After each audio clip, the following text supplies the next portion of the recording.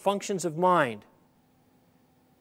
And if we have transcendent moral rules that apply to all human beings, this seems to suggest a transcendent mind behind it. Therefore, when we violate the moral rules, we are offending the moral rule maker, and this begins to explain something.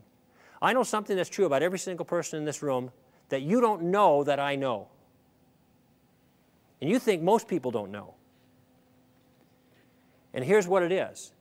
I know that you struggle with a bad self-image. Now, how do I know that? Because everybody does, in some measure, including me. What happens is we look down inside of ourselves and we see what's there, what nobody else sees, and the thing we see, to some degree, is something we do not like, and we know that what we see that we don't like is moral. Something's wrong with us. And we try to hide it. We try to deny it. We try to pretend it's not there, but when we're alone, in our secret moments, we know for sure it's real.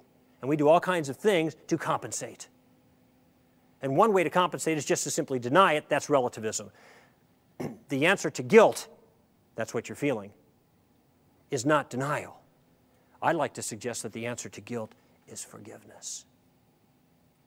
Did you ever consider that maybe the reason you feel guilty is because you are guilty? I mean, is that possible? Is that within the range of possibilities? And that's why we hunger to have forgiveness, to get out from underneath this. And this is where Jesus comes in.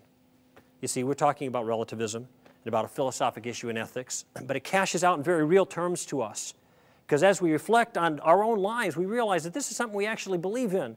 This is something Jesus believed in too. We also believe in our own sense of personal guilt. We have an obligation for having violated the very laws that we say are in place and apply to human beings, and that means we're in trouble. And what Jesus offers is a solution that works, because we haven't just broken the rule, we have offended the rule maker, and the rule maker became a man in order to make a payment to make your forgiveness possible. Now, a lot of ways to characterize that, and you probably heard different ways, and I'm not going to go into a lot of detail on that now. I just want you to see that this whole thing about morality relates to the basic message that has to do with following Christ. This whole thing about sin and guilt wasn't just something make me up to drum up new business. Jesus is a physician that came to heal a sickness that all of us have, and that I think we're all aware of in our honest moments. And I encourage you to give the healer serious consideration for your deadly condition. Well, that's all I have to say of a formal nature. What I'd like to do is open time here for questions. We've got about 15 minutes.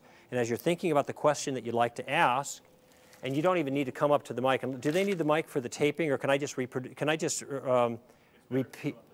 It's better to come up to the mic. Okay, so take a little act of courage and bravery there. Come up to the mic. But in this packet of information, basically it's a Stand to Reason propaganda, okay? It's the organization I represent. Please take a look at it. It tells you about the radio show. It tells you about the website. We get 40,000 hits. We get 40,000 visitors a month. That's in the hundreds of thousands of hits. Got a lot of activity there, 300 plus pieces you can download for free, all kinds of commentaries. But I want you to see this piece called Solid Ground. This is an article that I write every other month and send it out to you. We'd like to send it out to you and help you to understand from an intellectual perspective why Christianity is worth thinking about. But we just need to know where you live, so that's what this little card is for. If you take a moment right now and fill this card out and give it to us back at the table at the end, we'll make sure that you receive Solid Ground for free for a year, along with some other things that might help you as a seeker or questioner about the nature of the world.